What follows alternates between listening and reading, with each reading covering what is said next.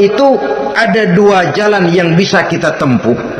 Pertama, taubat dengan lisan, taubat dengan ucapan. Dalam artian apa? Memperbanyak istighfar. Istighfar yang mana? Yang mana yang mungkin saja. Kalau waktunya sempit ya istighfar yang pendek-pendek. Astaghfirullah, astaghfirullah, astaghfirullah. Mau yang lebih panjang, astaghfirullahalazim allazi la ilaha illa huwal hayyul qayyum wa atubu ilaih min jami'il ma'asi waz dzunub la haula wala quwwata illa billahil aliyyil azim. Ada waktu yang lebih panjang lagi membaca sayyidul istighfar.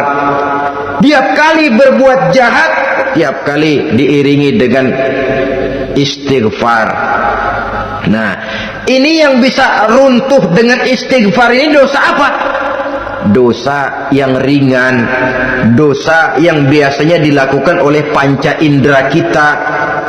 Mata, ini dosa mata, insya Allah bisa runtuh dengan istighfar. Ngelihat yang haram, cepat nunduk, astagfirullah. Habis nunduk jangan ngeliatin lagi. Kadang-kadang ngeliat nunduk istighfar, melotot lagi, istighfar lagi.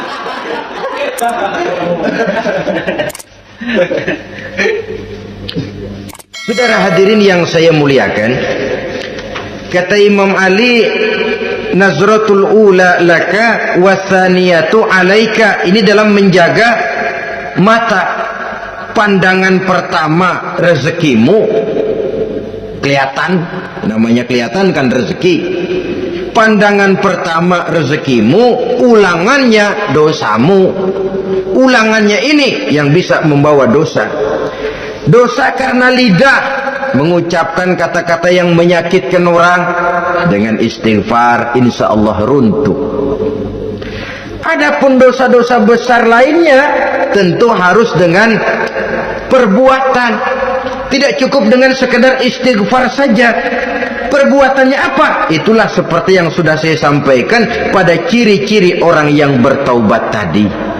Oleh karenanya, beruntunglah kita masih diberikan umur oleh Allah, sehingga segala dosa dan kesalahan yang kita lakukan, kita masih punya kesempatan untuk mengadakan pemutihan, bertaubat kepada Allah.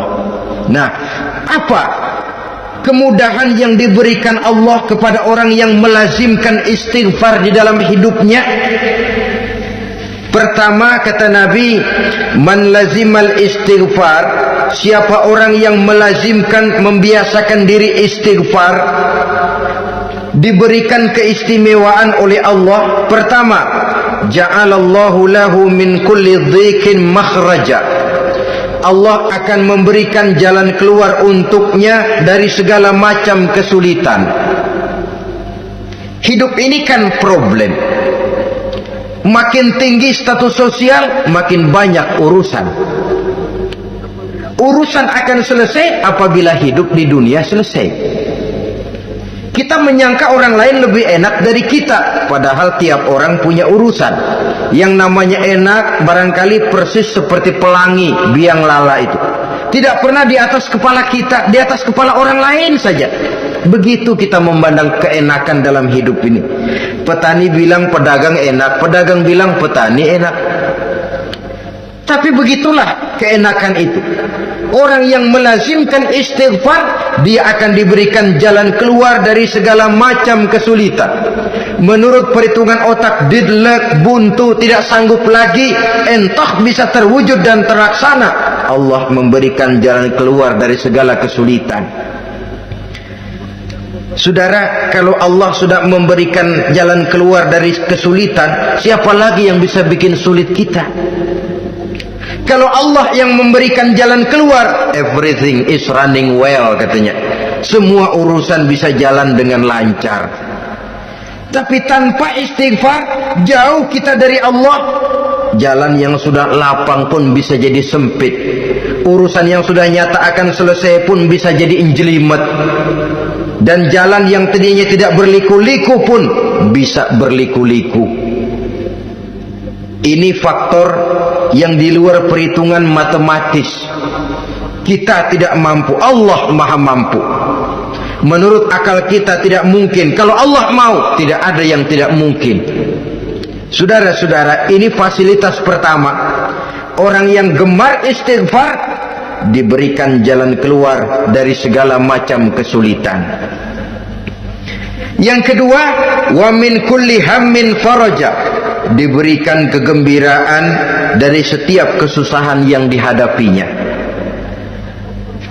Ada saja faktor-faktor yang mendatangkan kegembiraan, yang mendatangkan refreshing di dalam kehidupannya, sehingga dia tidak lalu merasa jalannya buntu, tidak merasa kesulitannya tidak pernah terselesaikan.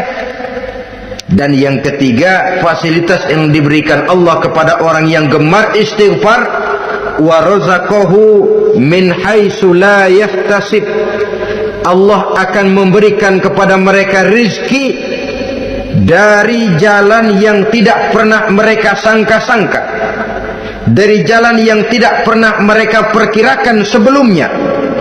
Saudara-saudara kaum muslimin rahimakumullah, inilah fasilitas ketiga yang diberikan Allah kepada orang yang gemar istighfar. Rizkinya datang dari jalan yang tidak disangka-sangka. Sebab rizki ini juga termasuk hal gaib. Dan jangan lupa, ar-rizqu bimakna al-ata hissiyan kana au ma'nawiyan. Rizki adalah pemberian, baik yang konkret maupun yang abstrak. Kita sering membatasi pengertian rezeki, maka rezeki kita jadi sering terbatas. Menurut kita kan yang namanya rezeki cuman duit saja. Kalau bukan duit bukan rezeki. Padahal semua karunia Allah itu rezeki. Umur rezeki, istri rezeki, anak rezeki, pangkat dan jabatan rezeki, termasuk duit juga rezeki. Tapi dalam kebiasaan kita rezeki cuman duit. Begitu duit seret kita anggap rezeki macet. Maka akhirnya kita tidak bersyukur kepada Allah. Padahal mungkin di sektor duit macet, tapi rezeki dari segi lain, ilmu barangkali tambah, wibawa naik, pangkat naik, anak tambah, itu juga merupakan rezeki. Saudara-saudara kaum muslimin rahimakumullah, orang yang gemar istighfar ini diberikan rezeki dari jalan yang tidak disangka-sangkanya, dibukakan perbendaharaan Allah untuknya, sehingga rezekinya datang dari cara yang tidak disangka-sangka. Allah Maha Kaya. Kalau dia mau, la mani'a lima a'taita wa la mu'tiya lima mana'ta. Tidak satu kekuatan pun yang mampu mencegah apa yang hendak diberikan Allah, dan tidak satu kekuatan pun yang sanggup memberikan apa yang dicegah oleh Allah Subhanahu wa taala. Ini keistimewaan yang diberikan Allah kepada mereka yang gemar beristighfar di dalam kehidupan ini. Jangan lagi berpikir, gua sih nggak punya dosa, istighfar amat. Sombong, saudara-saudara. Manusia itu lebih baik merasa banyak dosa daripada merasa tidak punya dosa.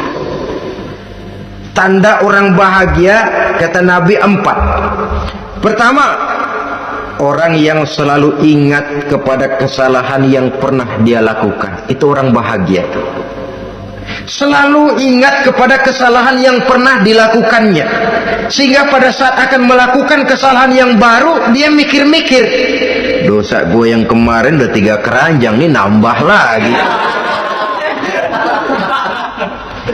Ingatannya terhadap kesalahan yang lalu akan merupakan langkah preventif yang mencegah dirinya untuk tidak menambah kesalahannya. Orang bahagia, orang yang selalu ingat kesalahan yang pernah dia lakukan, terbayang di pelupuk mata, bukan ngumpet-ngumpetin dosa. Sebab apa yang mau kita umpetin di hadapan Allah? Yang kedua, tanda orang bahagia itu orang yang selalu melupakan kebaikannya. Kalau dia berbuat baik, dia lupakan, dia anggap dirinya belum pernah berbuat baik, sehingga di mana ada kebaikan dia tidak bisa ikut, dia merasa sangat rugi, sebab dia anggap dirinya belum pernah berbuat baik.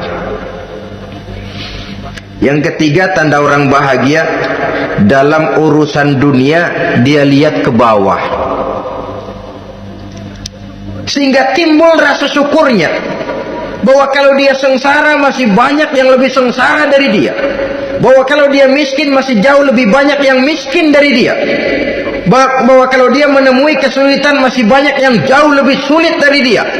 Dengan cara itu jiwanya akan lapang, hidupnya akan tenang, dan dia tidak pernah ingkar kepada nikmat yang diberikan Allah. Sebaliknya yang keempat, tanda orang bahagia itu dalam urusan akhirat dia lihat ke atas. Dunia lihat yang bawah, akhirat lihat yang atas. Kalau dia bisa sholat, kenapa saya tidak? Kalau dia sanggup puasa, kenapa saya tidak? Kalau dia bisa baca Quran, kenapa saya tidak? Timbul panas, nyontoh ibadah mendatangkan kebahagiaan. Rakus ibadah malah dianjurkan, rakus dunia malah tercela. Nah, lawanannya orang celaka, saudara-saudara. Orang celaka juga tandanya 4 lawanan yang tadi itu. Pertama, orang yang selalu melupakan kesalahannya. Kalau berbuat dosa lupa, sok bersih. Alah, dosa gue mah dikit. Saudara hadirin yang saya muliakan, orang yang selalu melupakan kesalahan, menganggap dirinya bersih, akhirnya kalau ingin berbuat dosa nggak mikir-mikir, tidak ada lagi yang ditimbang-timbang. Selanjutnya, yang kedua, orang celaka itu orang yang selalu mengingat kebaikannya. Akhirnya apa? Timbul sifat nepuk dada, membanggakan jasa, lahirlah pahlawan-pahlawan kesiangan. Selalu membanggakan diri, nepuk dada. Kalau enggak saya, itu masjid, kalau enggak saya, itu pesantren, kalau enggak saya, itu umat, kalau enggak saya. Memangnya kalau enggak sampean kenapa? Orang yang celaka adalah orang yang selalu menghitung-hitung kebaikan yang pernah dikerjakan.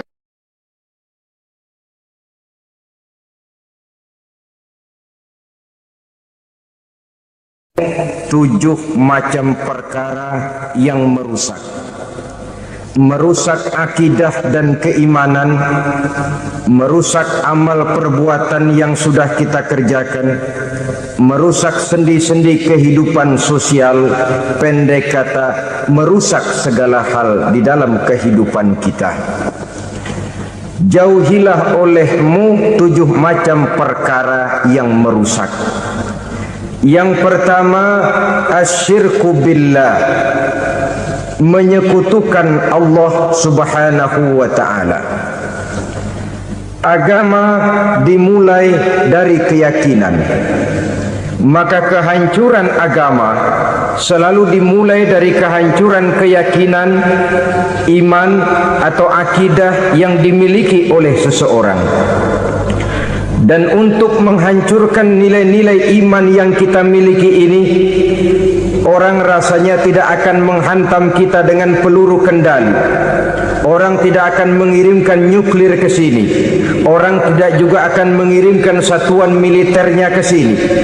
Untuk menghancurkan nilai-nilai iman, dibanjiri kita dengan paham-paham yang merusak dan mendangkalkan akidah.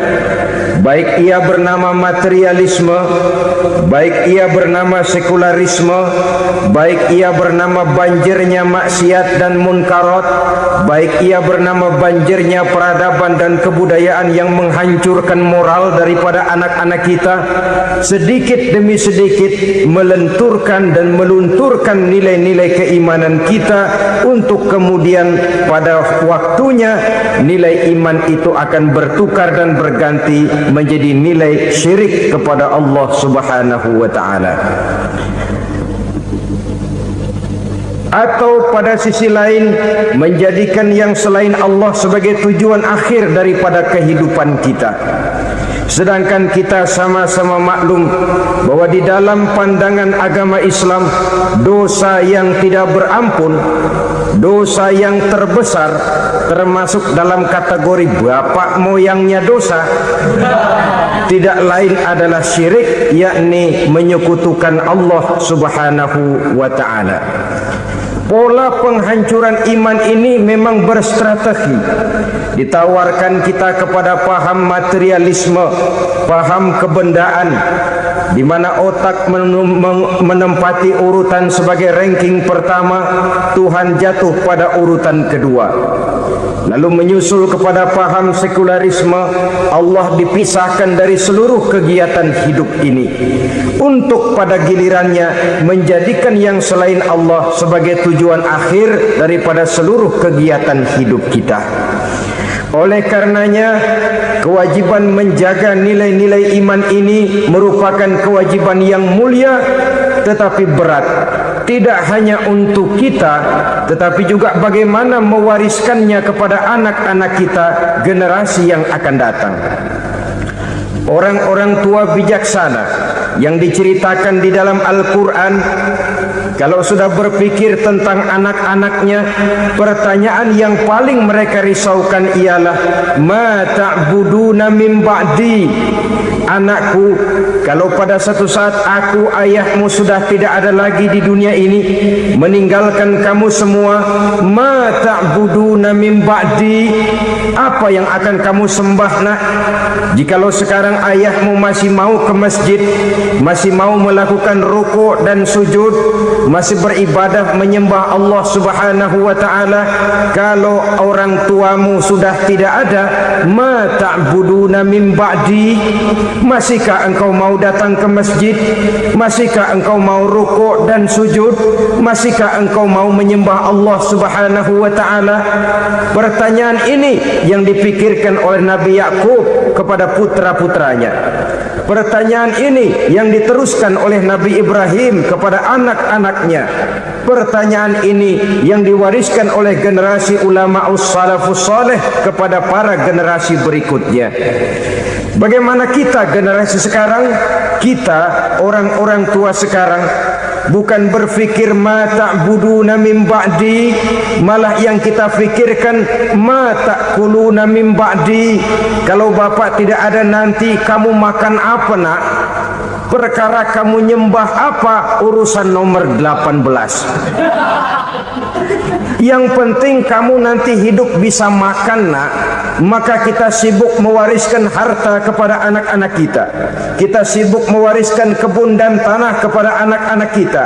Kita sibuk mewariskan pabrik kepada anak-anak kita, sementara kita lupa mewariskan intan yang paling mahal, mewariskan mutiara yang paling berharga, yaitu nilai iman kepada Allah Subhanahu wa taala. Alangkah baiknya apabila warisan harta, warisan tanah dan kebun, warisan rumah dan pabrik didasari lebih dahulu dengan mewariskan nilai iman kepada Allah Subhanahu wa taala. Sebagai orang-orang tua, kita boleh bersedih kalau anak kita tidak mengerti komputer. Kita boleh bersedih kalau anak kita tidak mengerti matematika. Kita boleh bersedih kalau anak kita tidak mengerti bahasa Inggris. Tapi sewajarnya lebih bersedihlah kita orang tua jikalau mempunyai anak yang tidak kenal Allah sebagai Tuhannya, yang kemudian tidak mau rukuk dan sujud kepada Allah Tuhannya. Itulah kemalangan yang paling malang bila kita meninggalkan generasi yang tidak bertauhid kepada Allah Subhanahu wa taala. Betapapun anak kita tidak ngerti komputer, saudara, paling-paling kerugiannya cuma kerugian dunia. Masuk dia ke alam barzakh, munkar nakir tidak akan sempat tanya kau belajar komputer apa tidak. Kumpul dia di padang mahsyar, malaikat juga tidak akan tanya matematikamu nilainya berapa. Yang ditanya, kau kenal Allah, kau rukuk dan sujud kepadanya, kau pernah datang ke masjid.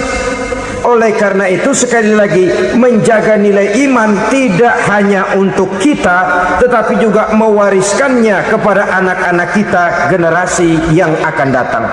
Sungguh kemalangan yang paling besar apabila kita meninggalkan anak-anak kita. Mereka kita tinggalkan lemah ekonominya, itu tidak baik. Mereka kita tinggalkan lemah otaknya, itu pun akan membuat mereka tertinggal oleh yang lain. Tapi yang paling celaka, jikalau kita tinggalkan mereka dalam kondisi lemah imannya, rapuh akidahnya, tidak baik dan tidak betul keyakinan hidupnya. Oleh karena itu Nabi berpesan, jauhilah 7 perkara yang merusak. Yang pertama, syirik kepada Allah Subhanahu wa ta'ala, menyekutukan Allah baik dalam ucapan, dalam keyakinan ataupun dalam perbuatan. Ini perkara pertama yang termasuk 7 perusak besar di dalam kehidupan.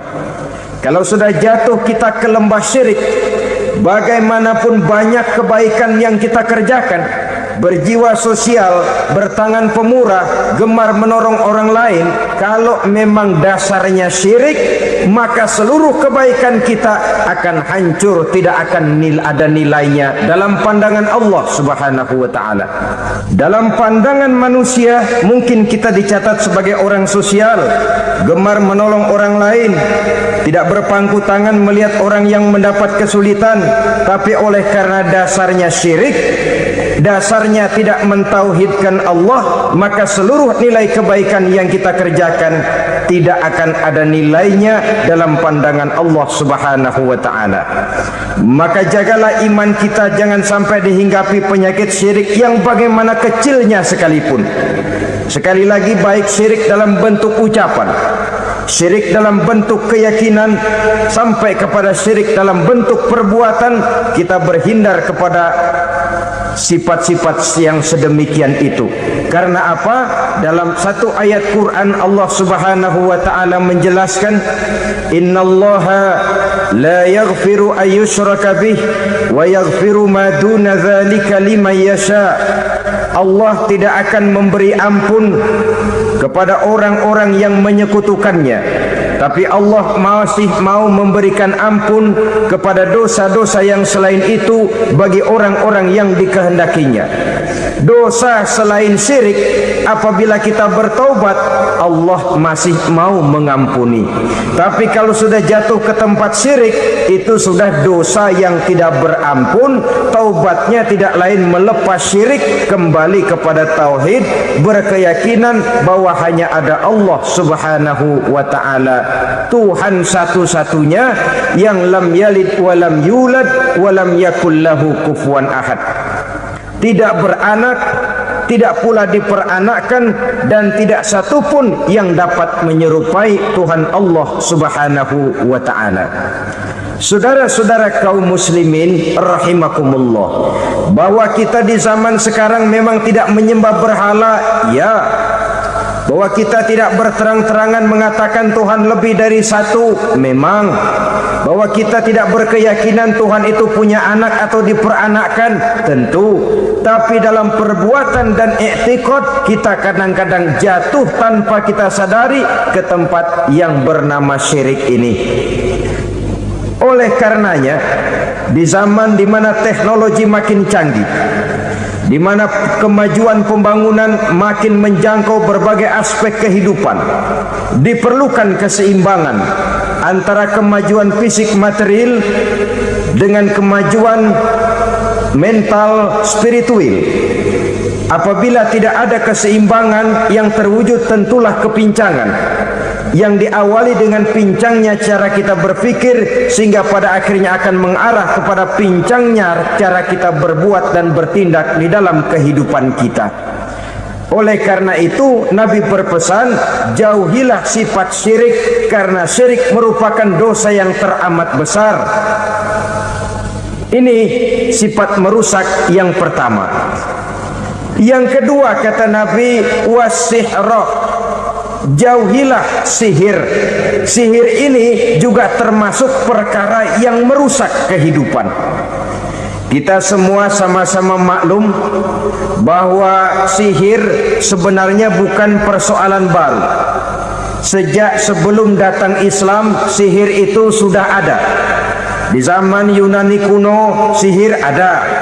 Di zaman Mesir kuno, di zaman Cina kuno, dan yang lain-lain yang serba kuno, sihir itu sudah ada.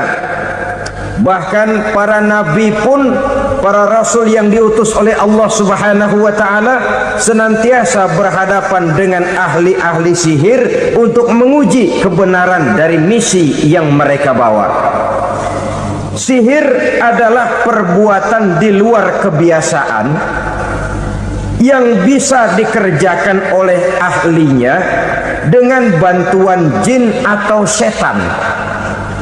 Hukum mempelajari sihir adalah haram, mengamalkannya lebih haram lagi.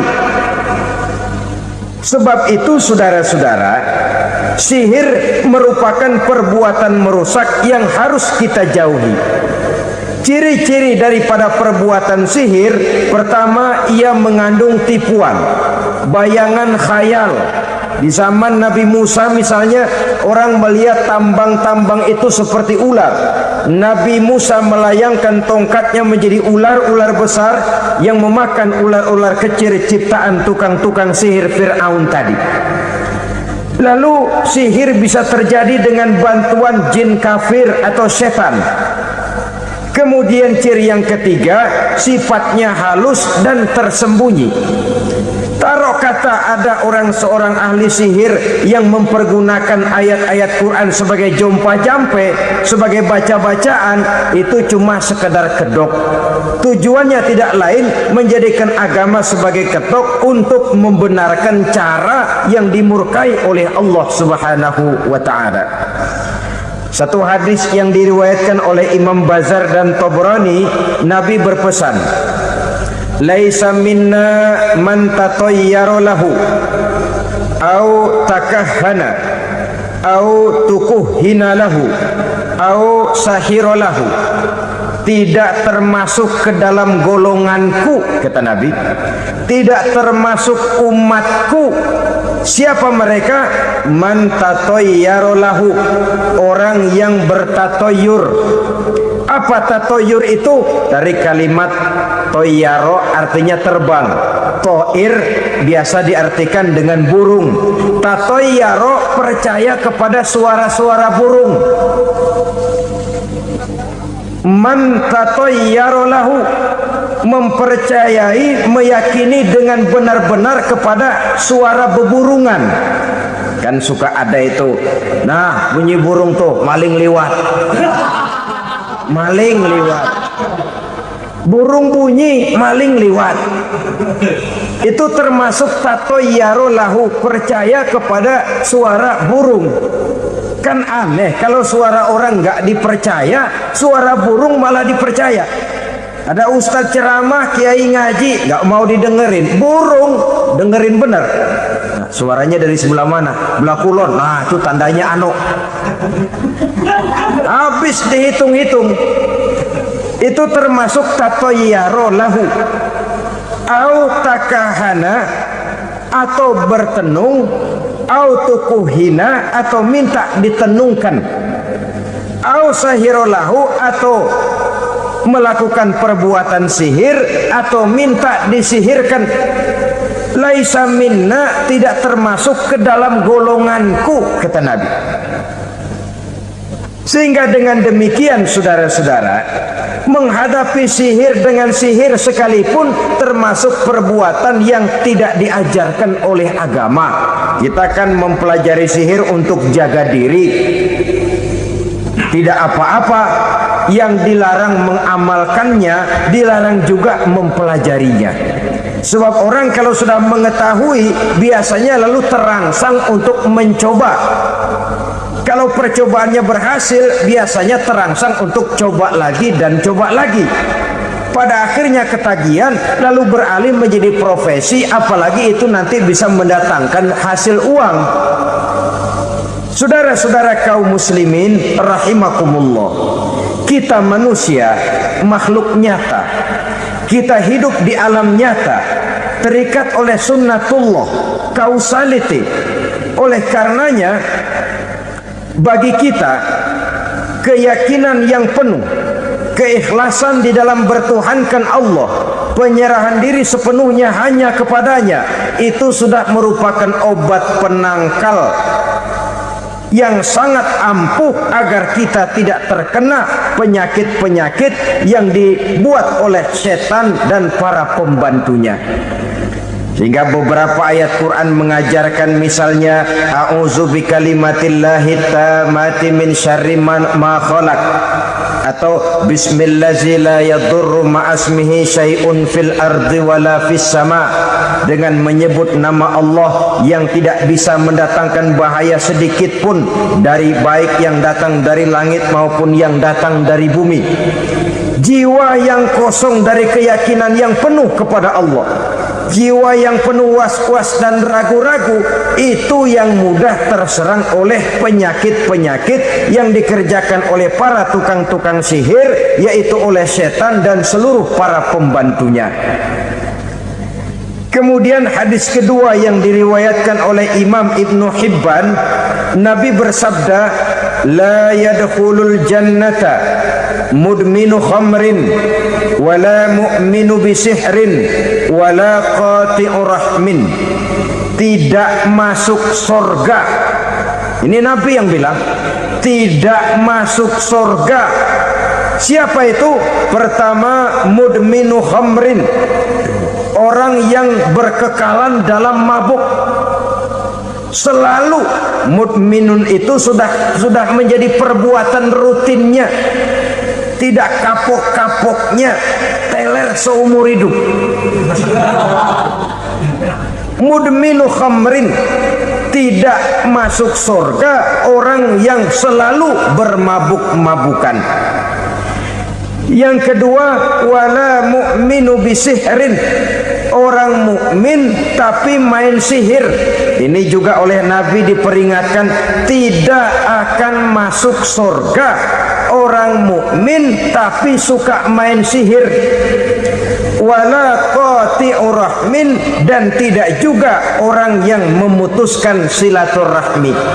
Tiga macam manusia yang diperingatkan Nabi tidak akan masuk surga: orang yang selalu mabuk, orang mukmin yang main sihir, dan orang yang memutuskan silaturahmi. Saudara-saudara kaum muslimin rahimakumullah. Lalu orang berkata, kenapa dilarang kita bersihir padahal Rasul sendiri kan punya mukjizat? Nah, kita memang harus membedakan antara mukjizat dengan sihir. Dalam kehidupan agama kita kenal ada yang namanya mukjizat, ada yang namanya karomah atau keramat biasa diucapkan, ada yang namanya maunah, ada yang namanya irhas, ada juga yang namanya sihir. Kesemuanya ini berbeda, saudara-saudara.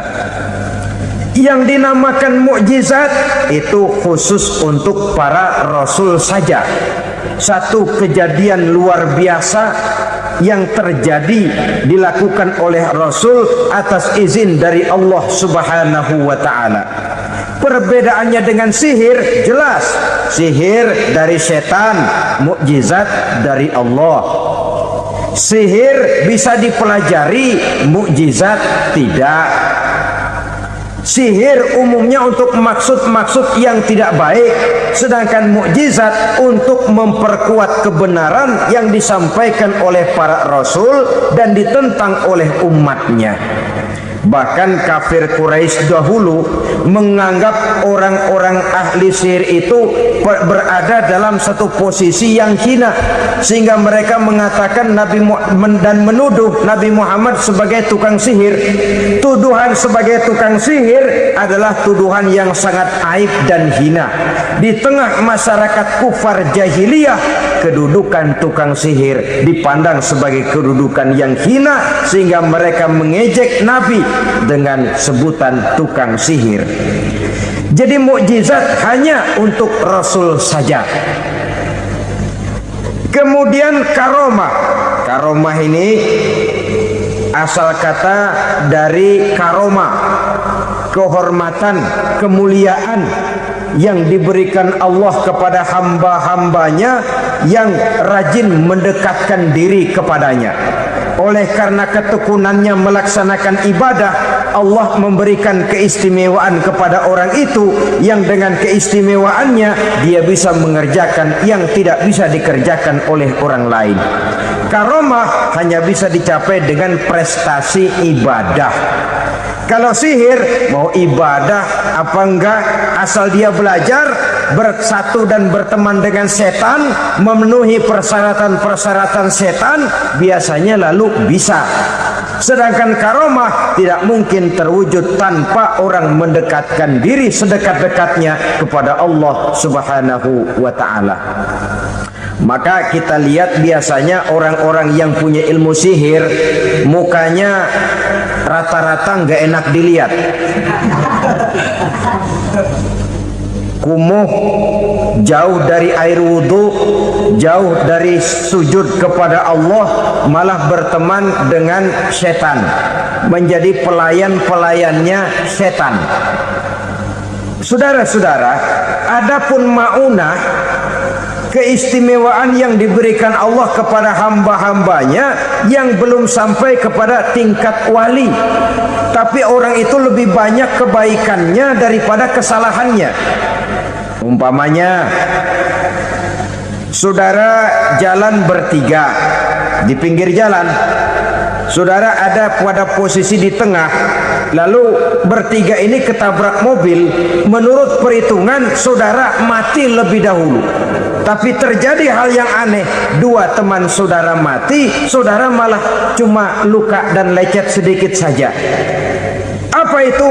Kalau kita lebih banyak kebaikannya daripada kesalahannya, itu yang dinamakan maunah, pertolongan yang diberikan Allah kepada hamba-hambanya yang lebih banyak kebaikannya daripada kesalahannya. Sedangkan yang dinamakan irhas, kejadian luar biasa pada diri seseorang pada waktu dia masih kecil, yang menunjukkan tanda-tanda keistimewaannya. Itu umumnya pada para nabi pada usia kecilnya sudah ada irhas, tanda-tanda istimewa. Jelas baik mukjizat, karomah, maunah maupun irhas berbeda dengan sihir. Sihir ini jelas saja merupakan bantuan dan persekutuan antara manusia dengan setan. Padahal setan, kata Allah dalam Al-Quran, innahu lakum aduwwum mubin, sesungguhnya setan bagi kamu adalah musuh yang sangat jelas. Saudara-saudara kaum muslimin rahimakumullah, di zaman sekarang dalam menghadapi beban kehidupan yang makin pelik, menghadapi stres yang tidak kunjung selesai, menghadapi persoalan-persoalan yang teramat berat, orang sering mencari jalan keluar kepada hal-hal yang menurut pendapatnya bisa meringankan beban moralnya itu. Pergilah dia mencari sesuatu yang dapat meringankan bebannya. Dan tidak jarang yang jatuh ke pangkuan tukang-tukang tenung, ke pangkuan tukang-tukang sihir, yang mereka itu oleh Quran dijelaskan kadzabal munajjimun walau sodaku. Tukang-tukang tenung, tukang-tukang sihir, mereka itu bohong walaupun benar. Maksudnya bohong walaupun benar, artinya kalau yang mereka kerjakan benar, itu sih kebenaran. Benar dengan kebenaran itu lain. Kebenaran, kebetulan bisa, tapi tidak untuk selalu. Apalagi kalau itu sudah membahayakan kehidupan orang lain. Jadi oleh karena itu Nabi berpesan, jauhilah daripada sihir. Kalau sudah jauhilah dari sihir, artinya ya jauhilah daripada mempelajarinya, jauhilah daripada bergaul dengan orang-orang yang ahli di bidang itu, karena dari pergaulan segalanya bisa menular. Baiklah saudara, ini yang kedua. Yang ketiga pesan Nabi, wa qatlan nafsil lati harramallahu illa bil haq, membunuh orang lain dengan cara yang tidak benar, membunuh orang yang diharamkan oleh Allah Subhanahu wa taala untuk melakukannya kecuali dengan alasan yang benar. Kita tahu Islam adalah agama damai sesuai dengan namanya. Ia tidak dikembangkan dengan pedang dan kekerasan. Ia dikembangkan dengan keteladanan dan tuntunan moral. Oleh karena Islam bukan agama kekerasan, Islam pun tidak mementingkan dan mengajarkan kekerasan kecuali dengan alasan yang benar dan bisa dipertanggungjawabkan.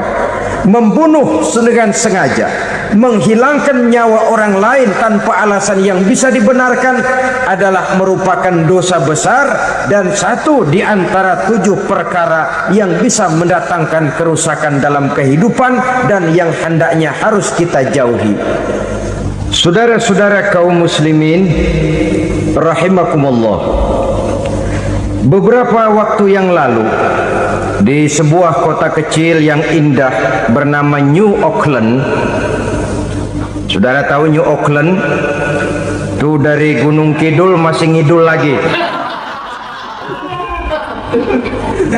Pernah diadakan satu seminar yang membicarakan bagaimana menyelamatkan masyarakat manusia dari bahaya Perang Dunia Ketiga. Diperkirakan kalau terjadi Perang Dunia Ketiga, manusia tidak akan tersisa. Sebab apa? Pada waktu itu cadangan nuklir yang dimiliki oleh bersama Amerika dan Rusia konon sudah sanggup memusnahkan 6 miliar manusia pada saat jumlah manusia baru 5 miliar. Jadi kelebihan nuklir dunia ini. Kalau terjadi Perang Dunia Ketiga, sulit manusia untuk tersisa. Maka dibahaslah di dalam seminar itu, wah, supaya tidak terjadi Perang Dunia Ketiga, maka perlombaan membuat senjata-senjata canggih, alat-alat pembunuh modern harus segera dibatasi. Dibahas, tidak mungkin kita membatasi perlombaan membuat senjata. Kenapa? Makin maju ilmu dan teknologi, makin canggih senjata yang ditemukan. Atom sudah meningkat menjadi nuklir, nuklir sudah meningkat menjadi neutron, dan kita tahu bom yang bernama neutron ini bom yang cukup membunuh tanpa perlu merusak. Artinya kalau dia diledakkan di kota kita ini, bangunan utuh, jembatan tidak ambruk, rumah-rumah tetap berdiri, tapi semua yang bernama hidup mati. Itu katanya lebih sopan dari bom atom. Sebab kalau si atom ini sudah membunuh, merusak pula. Neutron cukup membunuh saja tanpa perlu merusak. Jadi majunya senjata-senjata teknologi sebagai akibat yang logis dari kemajuan ilmu pengetahuan ini tidak bisa kita batasi. Dan memang sebenarnya yang bahaya bukan senjatanya, tapi manusia yang mengendalikan senjata itu. Mereka kembali kepada prinsip the man behind the gun. Bukan senjatanya yang bahaya, tapi manusia yang mengendalikan senjata itu yang bahaya. Walaupun senjatanya modern, katakanlah model M16 umpamanya, kalau yang mengendalikannya orang beriman, insya Allah aman. Tapi biar megang cuma senapan angin, kalau yang megang orang brutal, ngeri kita deket-deket. Apalagi kalau memang bukan ahlinya menggunakan senjata, bisa ngeker kaki kena jidat.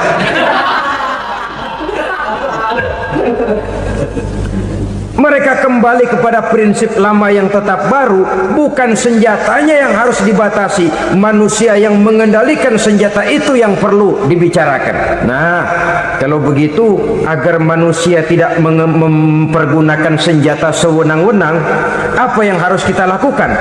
Ya, manusianya harus bermoral. Ya, tapi moral yang mana? Di dunia ini banyak ajaran tentang moral. Itu pun mudah saja. Di sini kan kita undang saja ahli dari berbagai agama untuk membicarakan konsep perdamaian menurut agamanya masing-masing. Baik, setuju itu? Setuju. Maka tampillah para ahli agama, mereka kembali kepada prinsip moral daripada konsep yang terkandung di dalam ajaran agama untuk menegakkan perdamaian. Mula-mula naiklah ahli dari agama Hindu, dibacakan konsep perdamaian menurut ajaran agama Hindu, bahwa untuk damai manusia harus meninggalkan nafsu keduniaannya, menempuh samsara dan sebagainya untuk mencapai nirwana, menjauhi kemegahan dan kemewahan dunia. Ini lalu dibahas, rasanya juga tidak mungkin ini. Kemudian dari agama Nasrani, bahwa untuk damai manusia harus menciptakan sifat kasih sayang. Kalau ditampar pipi kiri, berikan pipi yang kanan. Kalau diberikan selendang, berikan baju. Nanti orang kasihan, lalu dia tidak akan nampar lagi. Ketika ini dibahas, ternyata rasanya pun tidak mungkin bisa diterima. Karena apa? Di zaman sekarang orang ditampar pipi kiri, dikasih pipi kanan. Bukan kasihan, gemes. Damai belum tentu, bonyok udah jelas. Lalu ketika dibacakan konsep perdamaian menurut Quran, di mana disampaikan ayat wa jazaa'u sayyi'atin sayyi'atun misluha faman afa wa aslaha fa ajruhu 'ala Allah. Balasan terhadap satu kejahatan adalah kejahatan yang seimbang, tetapi barang siapa yang memberi maaf dan mencari jalan damai, itulah yang terbaik dan akan mendapat pahala dari Allah Subhanahu wa ta'ala. Kamu tidak salah ditampar pipi kirimu, tampar lagi pipi kirinya sekeras dia menampar pipi kirimu. Nanti orang tidak mau menampar kita karena dia tahu kalau dia tampar kita, dia akan menderita tamparan sekeras dia menampar kita. Akan terjadilah prinsip saling hormat menghormati, tidak saling ganggu, tidak saling usil, tidak saling jahil. Atas dasar ini perdamaian bisa ditegakkan. Mereka bisa menerima konsep ini, tapi kemudian seminar ditutup tanpa satu keputusan resmi. Kenapa? Terus terang mereka kagum dengan konsep Islam, tapi sentimen lama terhadap nilai-nilai Islam telah menutup mata mereka untuk menerima kebenaran dari ajaran Al-Quranul Karim. Saudara-saudara kaum muslimin rahimakumullah, kembali kita kepada persoalan pokok. Roh adalah dari Allah, dia akan kembali kepada Allah, milik mutlak dari Allah. Tidak pantas kita merampasnya dari orang lain. Tidak wajar kita menghilangkannya tanpa alasan yang dibenarkan oleh agama. Di zaman sekarang, akibat persaingan hidup yang makin tajam, lapangan kerja yang makin sulit, tensi ekonomi yang makin tinggi, atau karena nilai moral yang makin rendah, atau juga karena rapuhnya pegangan orang kepada agama, nyawa rasanya sudah sedemikian murahnya. Berbagai kasus membuat berdiri bulu roma kita.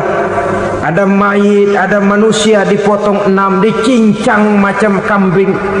Ada yang dipotong 5, ada yang dipotong 13, dikardusin, dibuang ke tempat sampah. Inna lillahi wa inna ilaihi raji'un. Gejala apa ini? Kanibalisme. Manusia sudah demikian sadisnya, manusia sudah sedemikian buasnya, sehingga sesama manusia diperlakukan seperti hewan. Padahal hewan sendiri belum pernah macan makan macan, bagaimanapun buasnya macan. Belum pernah serigala memakan serigala, bagaimanapun brutalnya serigala. Tetapi manusia makan manusia di zaman sekarang kadang jadi kenyataan dalam kehidupan kita. Kadang persoalannya remeh saja. Soal uang 200 perak, pisau bicara, nyawa melayang. Soal rokok sebatang, celurit bicara, nyawa melayang. Soal-soal yang sama sekali tidak prinsip, begitu mudah kita menghilangkan nyawa orang lain. Padahal Nabi pernah memperingatkan, apabila dua orang muslim sudah berkelahi dan berbunuh-bunuhan, al-qatil wal maktul finnar, yang membunuh dan yang terbunuh dua-duanya neraka.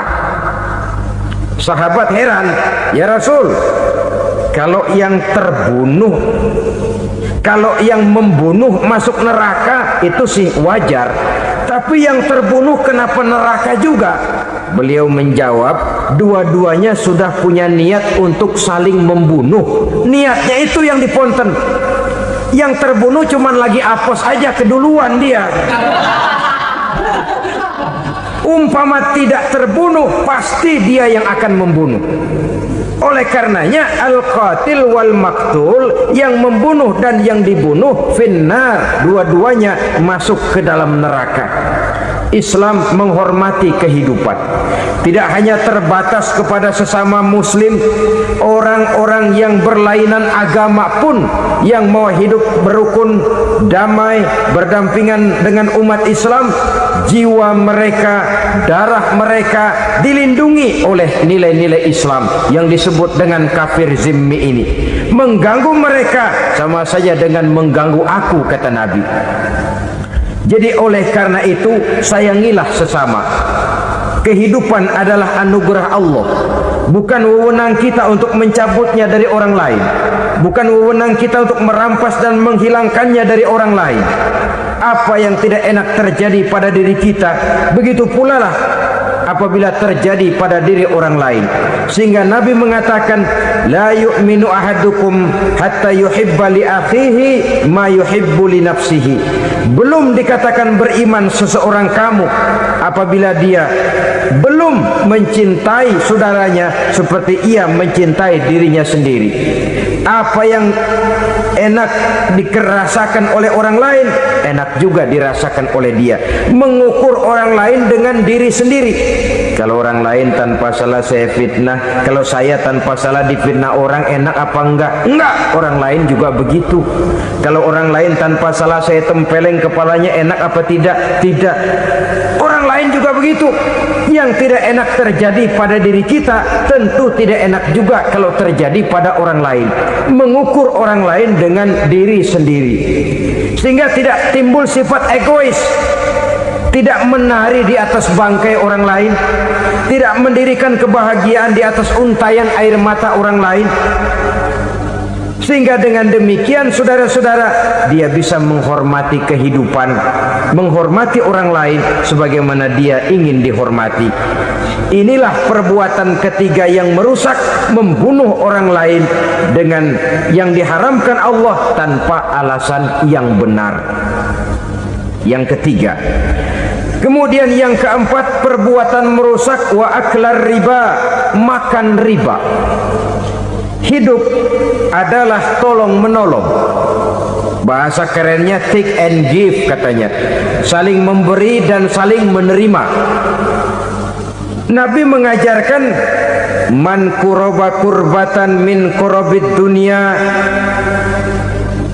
karaballahu lahu kurbatan min kurabi yaumal qiyamah. Wallahu fi aunil abdi madamal abdu fi auni akhihi. Siapa yang meringankan beban dari beban-beban yang dirita seseorang di dalam kehidupan dunia, Allah akan meringankan bebannya daripada beban-beban yang harus dipikulnya di hari kiamat nanti. Wallahu fi aunil abdi madamal abdu fi auni akhihi. Allah senantiasa akan menolong seorang hamba selama hamba itu masih mau menolong saudaranya. Allah selalu akan menolong seorang hamba selama hamba itu masih mau menolong saudaranya. Apabila kita sudah berpangku tangan terhadap kesulitan orang lain, biasanya pun pada saat kita mendapat kesulitan, kita akan sulit juga memperoleh pertolongan.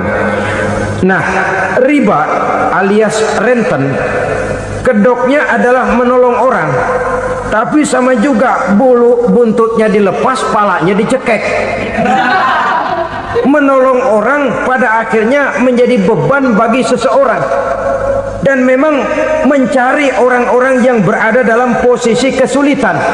Biasanya di daerah-daerah di mana musim paceklik jadi lapangan kerja sulit, sedangkan urusan perut tidak bisa ditunda, akhirnya orang terjebak ke dalam rentenir, ke dalam riba, ke dalam renten, berbunga, sehingga satu saat jumlah bunganya bisa lebih besar dari jumlah pinjaman pokoknya. Kemudian kalau juga ternyata tidak bisa dibayar, rumah jadi taruhan. Memang rumah satu-satunya, begitu rumah ditarik mulain camping. bukankah pada akhirnya akan mewariskan kesengsaraan? Oleh karena itu, kepada kita berusahalah jangan berhubungan dengan rentenir-rentenir, jangan makan renten dan riba kepada mereka yang melaksanakan riba. Walaupun mendatangkan keuntungan materi, tapi percayalah harta yang didapat dengan jalan riba tidak akan membawa keberkahan. Manakala tidak membawa keberkahan, dia tidak akan mendatangkan ketenangan di dalam kehidupan kita. Oleh karenanya, memakan harta riba termasuk perbuatan yang merusak sendi-sendi kehidupan sosial, merusak kehidupan orang lain, merusak kehidupan masyarakat, tetangga, pergaulan dan sebagainya. Yang kelima, wa akla malil yatim, memakan harta anak yatim dengan cara yang zalim. Nih, memang lezat. Anak yatim itu nggak tahu urusan apa-apa. Kita diamanahkan untuk mengurusinya.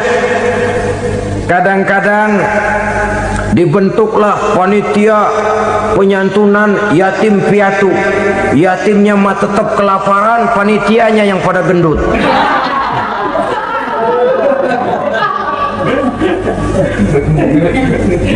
Padahal memakan harta anak yatim termasuk perbuatan dosa besar, dan menjantuni yatim merupakan perbuatan mulia.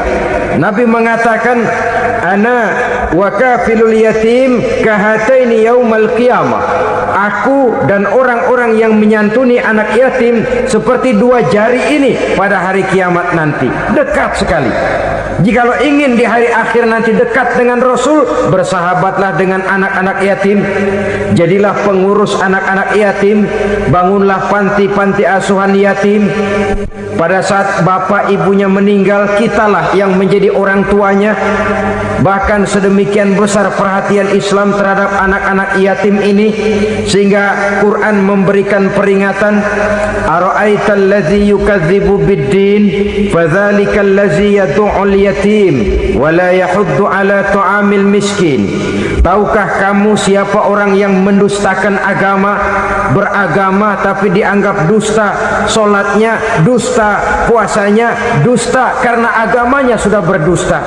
Siapa mereka? Fazalikal ladzi yad'ul yatim, orang yang menyia-nyiakan anak yatim, wala yahuddu ala ta'amil miskin, dan tidak pernah memberi makan kepada orang-orang yang menderita kemiskinan. Menyia-nyiakan, meninggalkan anak yatim termasuk perbuatan yang divonis kita sebagai orang yang mendustakan agama. Saudara-saudara kaum muslimin rahimakumullah, maka sangat dicela mengeksploitir anak-anak yatim, menjadikan mereka sebagai kedok untuk mencari kekayaan pribadi. Tetapi jikalau ikhlas, ganjarannya sangat besar, nilai pahalanya sangat besar. Menyantuni yatim tidak hanya setahun sekali. Kalau Muharram pakai istilah lebaran yatim, dibentuklah panitia, diberilah beras, uang 45.000 rupiah, alhamdulillah. Tapi jangan lupa, si yatim tidak hidup cuma satu hari. Dia tidak hidup cuma di bulan Muharram saja. Dia hidup 12 bulan dalam setahun. Sebagaimana anak-anak yang lain, dia juga berhak punya masa depan. Dia juga berhak menikmati bangku sekolah. Dia berhak mengenyam arti dan makna pendidikan. Dia berhak membekali diri dengan ilmu dan pengetahuan seperti halnya anak-anak yang lain. Maka kita yang diberikan keluasan oleh Allah, ingatlah itu, bersahabatlah dengan anak-anak yatim, santuni mereka. Perkara setahun sekali di bulan Muharram, alhamdulillah, itu bagus, bin Thayyib alias baik. Tapi tentu dan tentu, sekali lagi, si yatim tidak hanya hidup di bulan Muharram. Dia hidup 12 bulan dalam setahun, 24 jam di dalam sehari. Oleh karenanya menyia-nyiakan mereka pada saat posisi kita memang mampu akan memojokkan kita dalam satu posisi di mana kita dianggap sebagai orang yang mendustakan agama, memakan harta anak yatim dengan cara yang zolim. Bapaknya udah meninggal, kebunnya lebar, anaknya dikelecehin. Dah, kamu nggak usah pusing, nanti saya yang ngurus. Akhirnya bukan ngurus, nguras. Si yatim mungkin tidak tahu bahwa dia disia-siakan, haknya diambil, miliknya dizolimi. Tapi Allah yang akan membalasnya dengan seadil-adilnya. Maka makan harta anak yatim biasanya balasannya tokcer bin paten. Nggak banyak selang tempo itu, nggak percaya cobain dah. Nyobain aja kan nggak bayar, umpama. Memakan harta anak yatim dengan cara yang zolim, ganjarannya biasanya kontan. Kenapa? Ratapan si miskin, untayan air matanya, jeritan kepedihan hatinya, membuka pintu langit, permohonannya diijabah, getaran hatinya didengarkan oleh Allah, maka balasannya biasanya kontan, spontan, tidak menunggu waktu terlalu lama. Itu di dunia, belum lagi di akhirat nanti. Bukankah dalam riwayat Mi'raj diceritakan Nabi melihat di neraka itu orang perutnya sebesar rumah? La haula wala quwata. Itu perut kayak rumah, bagaimana jalannya tuh?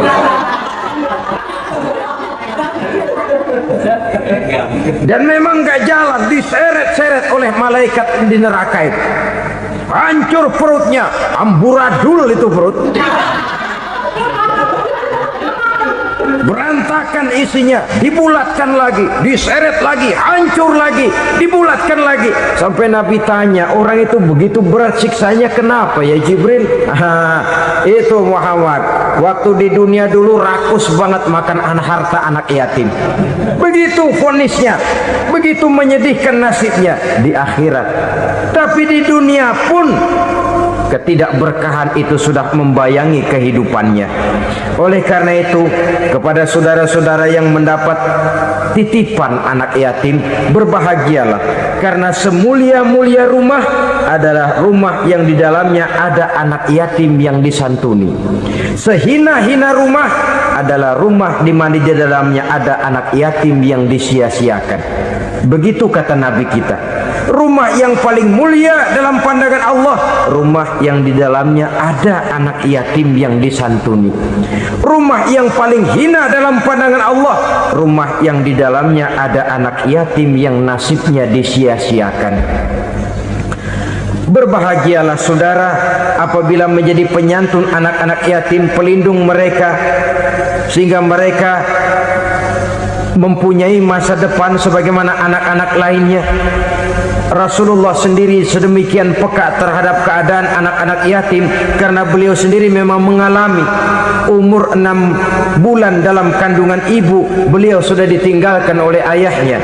Pada saat berusia 6 tahun ibu sudah meninggal, yatim piatu dalam usia di mana beliau sedang perlu belas kasih seorang ibu dan pengertian seorang bapa. Kepekaan itu lalu timbul, bahkan kemudian sampai kepada beliau berkata, aku dan orang yang menyantuni anak yatim seperti jari tengah dan jari telunjuk di hari akhirat nanti. Sedemikian dekatnya. Baiklah ya, jadi yang kelima, memakan harta anak yatim. Jauhi, karena ini perbuatan yang merusak. Yang keenam, watawalli yaumaz zahfi, melarikan diri pada hari pertempuran. Apa ini? Khianat, tidak konsekuen dengan konsep perjuangan. Pada mulanya keras benar teriak berantas korupsi, banyak korupsi, cuma karena belum dapat giliran. Begitu dia naik dapat kesempatan, korupsinya lebih edan dari yang diteriakinya. Ini termasuk tawalli yaumaz zahfi, berpaling pada hari peperangan. di saat menghadapi musuh. Kalau belum kelihatan musuh, teriaknya nyaring bener. Jangan takut demi kebenaran sampai titik darah yang paling penghabisan. Musuh belum kelihatan. Begitu musuh sudah kelihatan, paling dulu lari ke belakang. Kalau diajak berjuang ada saja alasannya. Sehingga Quran memberikan peringatan kepada kita semua. Mengapa kamu ini berat? Kalau sudah diajak berjuang di jalan Allah, kakimu seperti terhunjam berakar di perut bumi. Berat untuk melangkah berjuang. Lari dari pertempuran tidak konsekuen dengan konsepsi perjuangan. Mau enaknya saja dalam kondisi yang sulit lalu berpangku tangan. Ini termasuk ciri munafik yang di dalam Al-Quran disindir dengan bahasa kullama adha'a lahum masyaufi wa iza azlama alaihim qamu. Waktu terang mereka jalan, giliran gelap mereka mandek. Artinya, maksudnya kalau giliran ada untungnya aja rame-rame teriak Islam. Tapi begitu diminta berjuang, dituntut berkorban, rame-rame mundur. Waktu dilihat di Islam ada untungnya, rame-rame teriak Islam. Pak, saya Islam banget, Pak. KTP saya Islam, Pak. Pokoknya Islam banget dah. Tapi ketika diminta berjuang, dituntut sedikit berkorban, rame-rame mengundurkan diri. Tahun 65 PKI berontak. Waduh, waktu itu jadi orang Islam untung itu. Nggak dikejar-kejar, aman. Masjid rame, masjid mobil-mobil mewah parkir di depan musola dan masjid. Kenapa? Waktu itu asal udah ke masjid aman. Islam selamat, untung. Tapi begitu keadaan aman, yang parkir di musola beda butut melulu.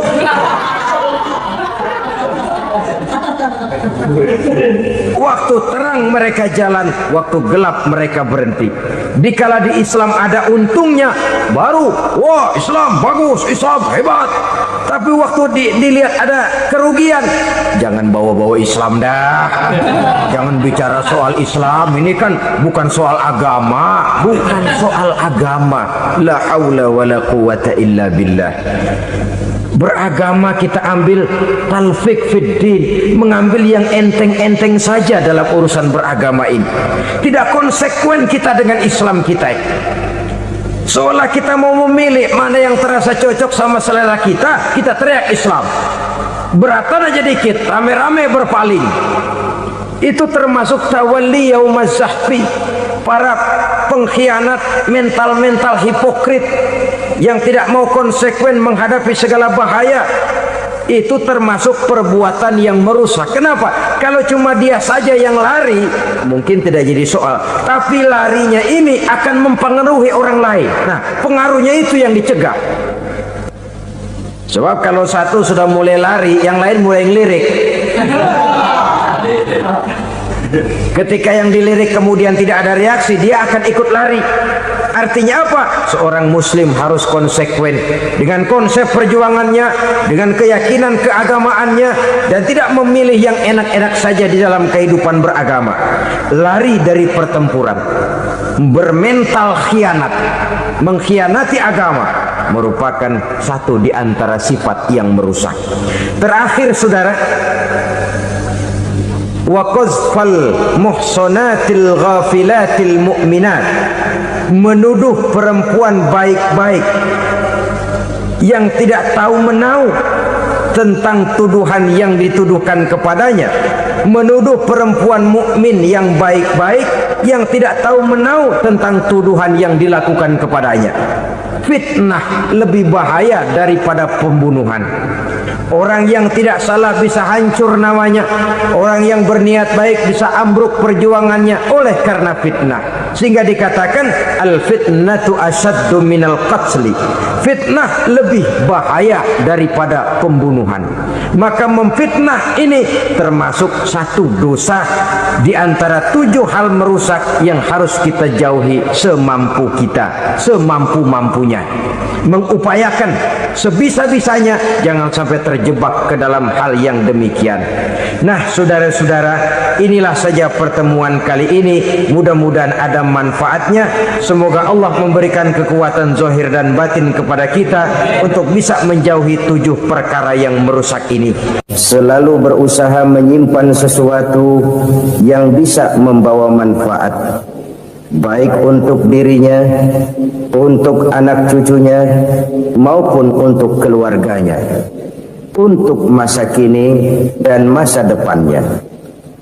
Kadang simpanan itu berbentuk uang, kadang berupa tanah, lain saat berbentuk pabrik, dan lain sebagainya. Sementara masa depan yang paling pasti adalah akhirat. Jika untuk masa depan dunia kita rela memeras keringat, membanting tulang, pergi pagi dan pulang petang, menyimpan uang, menyimpan tanah, menyimpan pabrik, pernahkah kita merenung jika satu saat kiamat datang, kita dibangkitkan dari kubur masing-masing, berdiri di padang mahsyar untuk mempertanggungjawabkan seluruh kegiatan hidup kita di dunia ini? Lalu kita akan menuju ke alam akhirat. Sudahkah kita mempunyai simpanan untuk akhirat kita? Pada pertemuan kali ini saya ingin menyampaikan sebuah hadis di mana Rasulullah sallallahu alaihi wasallam bersabda, arba'un min kanzil jannah. Simpanan sorga ada 4 macam. Yang pertama, ikhfa'us sadaqah, menyembunyikan sedekah.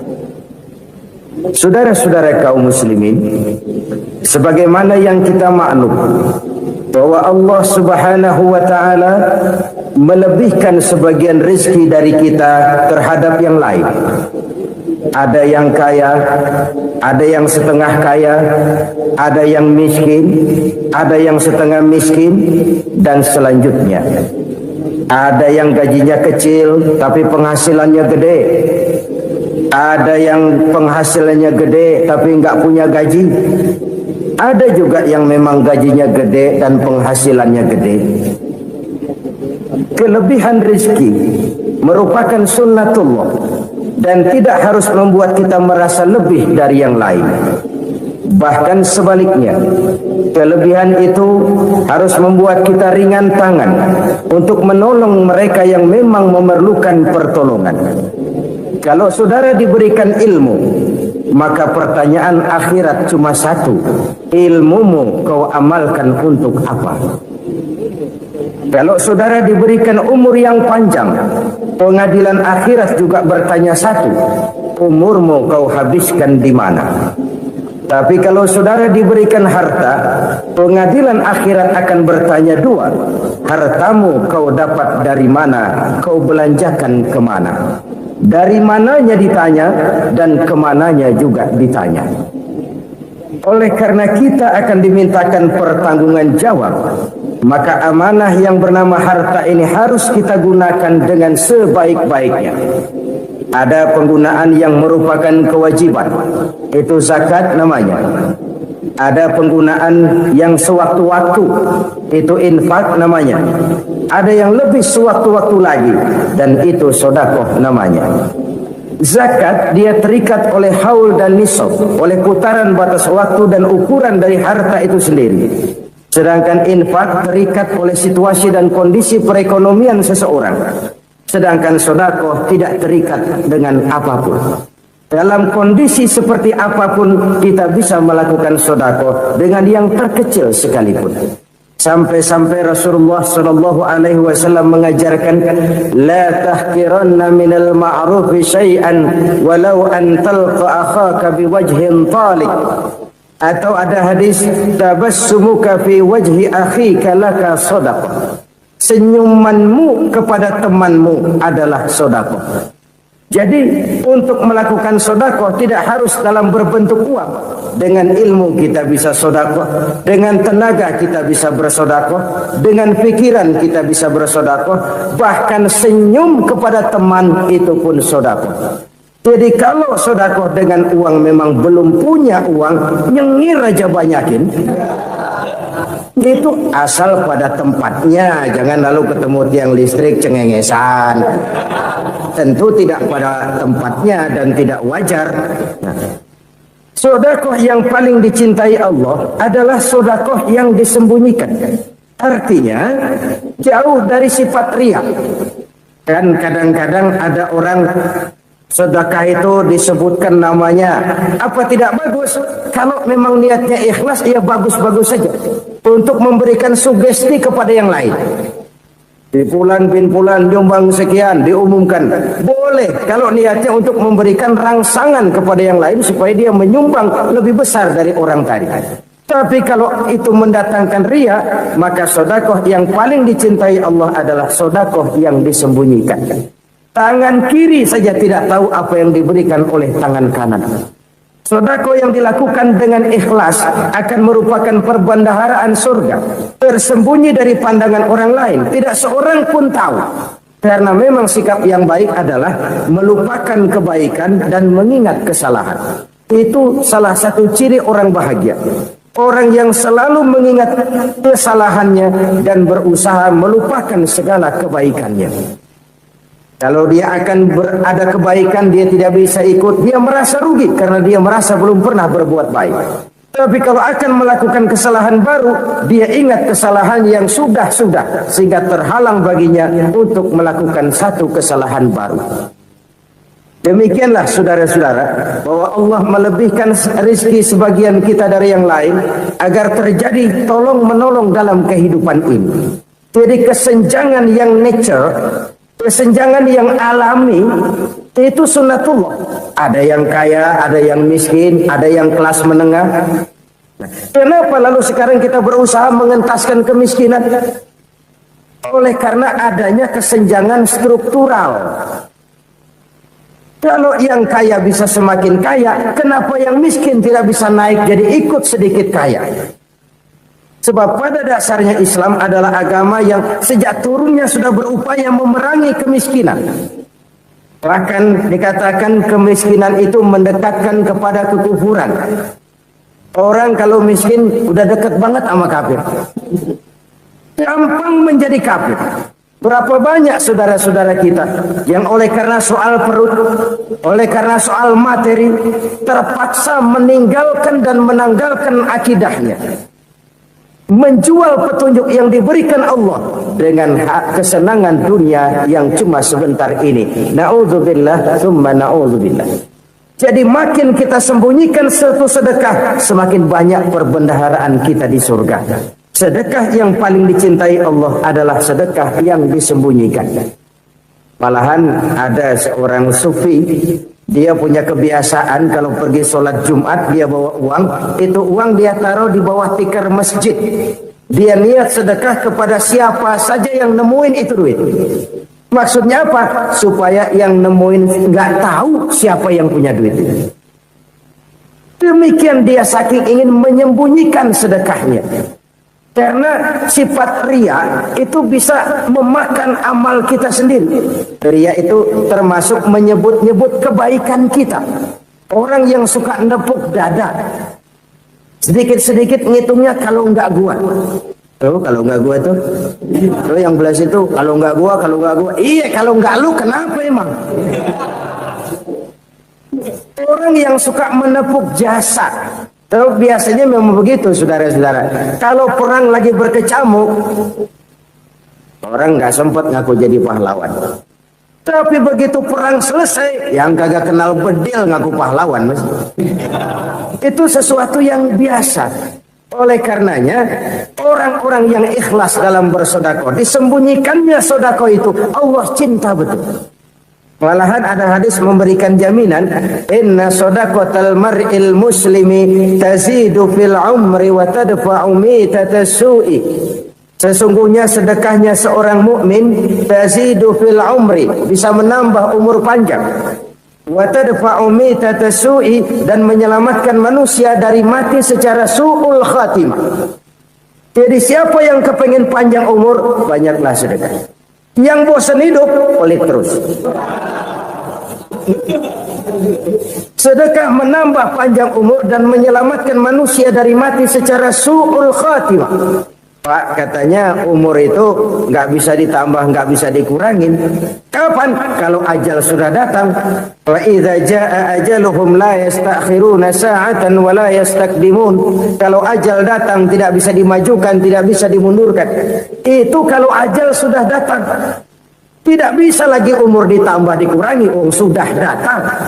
Tapi kalau belum datang, itu kan haknya Allah.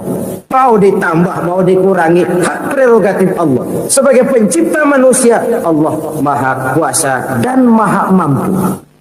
Sedekah ini menambah panjang umur dan menyelamatkan manusia dari mati secara su'ul khatimah. Orang mati kan sama ya, kondisinya mati, nggak nafas. Tapi hakikat mati kan lain-lain.